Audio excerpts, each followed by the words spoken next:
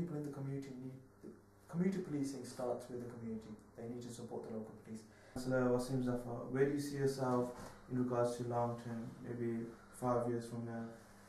Where do you see yourself 10 years from now? I don't set myself long-term goals, if I'm honest with you. I've clearly got a mandate for the next 4 years, up until 2015, to represent the people of Lozells and East Handsworth. I'll try my best to provide this community with representation in the chamber, with strategic leadership. I've had a very positive impact in my first couple of months in office. And if in 4 years' time the local Labour Party endorsed me as a candidate, and then the people of Lozells and East Handsworth feel that I've done some good work and I deserve another term, I would consider that at that particular time. But in life, you don't know what's around the corner. Okay. What does leadership mean to you, and what does it hold to become a leader? I think leadership is an interesting debate. For me, one of the biggest issues has been self-appointed or wannabe leaders who don't have a clear mandate trying to represent people. And mandates for me are very, very important, because they clearly show that there's people that you're representing. A leader has to represent the views or represent people in general.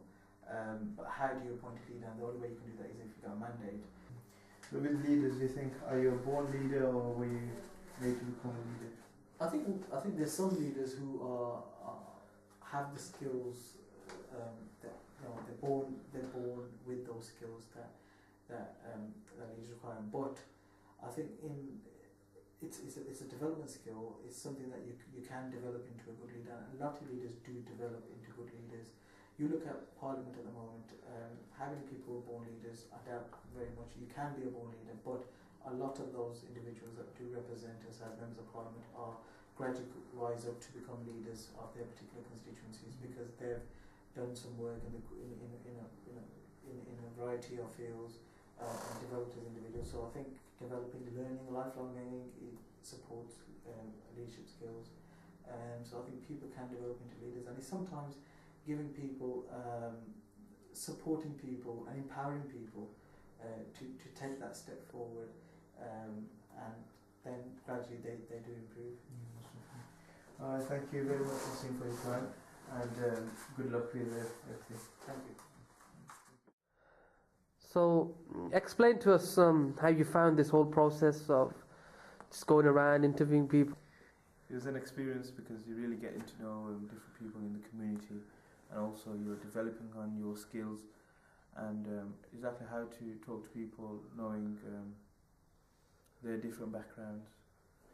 What do you think you'd take out of this process the most? What one thing would you take out the most, I would say? I would say it's boosted my confidence to, just to speak to just normal people, and normally I'm a bit shy around people, but it's boosted my confidence a lot. Yeah. Did you see yourself in the process develop?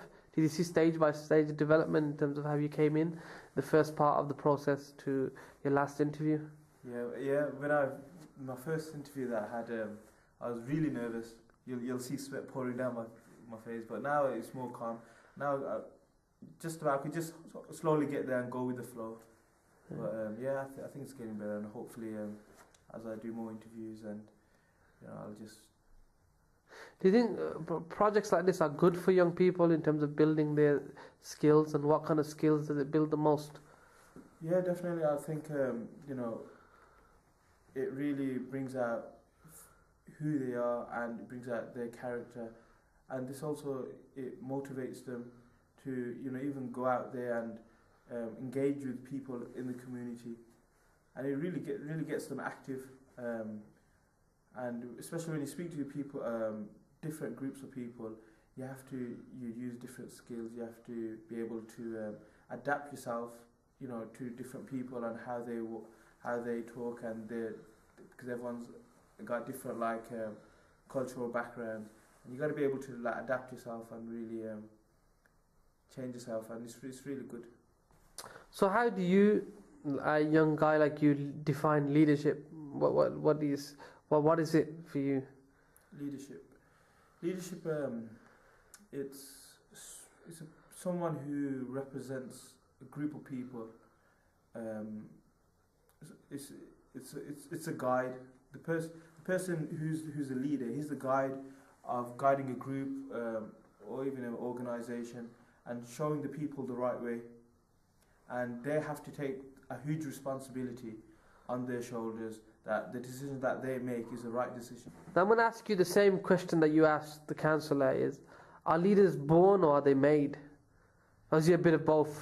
Yeah, I would say it's definitely a bit of both. I mean, first of all, there's a high chance that if your parents were like leadership kind of people, if they were strong characters in the community, if they come from like a professional background, it's more likely that they would be leaders and their child would grow up to be leaders. And but at the same time, you need to develop that leadership skill. You need to be taking part in activities and taking lead on certain events or programs. And I think it's a bit of both. You need to find that right balance. I mean.